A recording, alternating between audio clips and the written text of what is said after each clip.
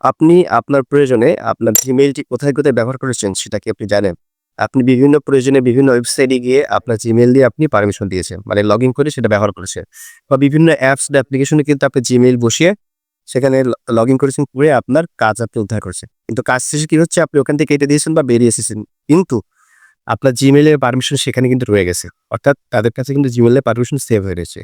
এখন যদি এসব ওয়েবসাইট বা অ্যাপস গুলো যদি থার্ড পার্টি বা হ্যাকাররা ইউজ করে, তাহলে কিন্তু আপনার Gmail এর মাধ্যমে আপনি যেহেতু পারমিশন দিয়ে রেখেছেন, আপনার কিন্তু সবকিছু চলে যেতে পারে। আপনার গ্যালারির ছবি, ভিডিও, ডকুমেন্ট, ব্যাংক অ্যাকাউন্টে টাকা, বিকাশ, নগদ টাকা চাইলেও সবকিছু কিন্তু চলে যেতে পারে। সো আপনি কিভাবে চেক করবেন যে কোন, কোন ওয়েবসাইটে আপনি আপনার Gmail পারমিশন দিয়ে রেখেছেন, কোন, কোন অ্যাপসে পারমিশন দিয়ে রেখেছেন এবং কিভাবে সেখান থেকে বেরিয়ে আসবেন, ডিলিট করবেন। সো আমি সেটা দেখিয়ে দিচ্ছি।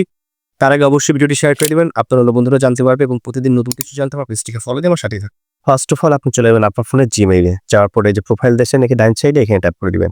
দেওয়ার পরে এখানে দেখতে পাচ্ছেন যে Google অ্যাকাউন্ট এখানে ট্যাপ করে দিবেন। দেওয়ার পরে এই যে দেখতে পাচ্ছেন ডাটা এন্ড প্রাইভেসি এখানে ট্যাপ করে দিবেন। দেওয়ার পরে স্ক্রল করে নিচের দিকে চলে যাবেন। যাওয়ার পরে দেখতে পাবেন যে third party app and service এইখানে ট্যাপ করে দিবেন।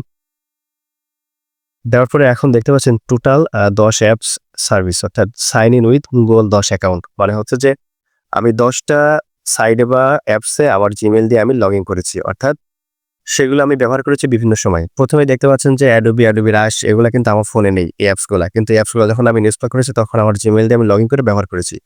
কিন্তু যেহেতু আমার ফোনে অ্যাপসগুলো নেই তারপর আমি যেহেতু এখানে লগইন করেছি Gmail দিয়ে সো এখানে কিন্তু সেভ হয়ে গেছে। অর্থাৎ আপনার Gmail এর পারমিশন কিন্তু এই অ্যাপসগুলোকে দেওয়া রয়েছে।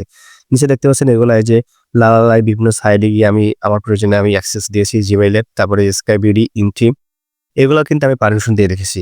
মানে অর্থাৎ আমি লগইন করেছি আমার প্রয়োজনে। কিন্তু সেখান থেকে আমি বেরিয়ে আসছি কিন্তু আমার Gmail কিন্তু বের হয়নি। অর্থাৎ আমার Gmail এর পারমিশন আমি সেখানে দিয়ে রেখেছি।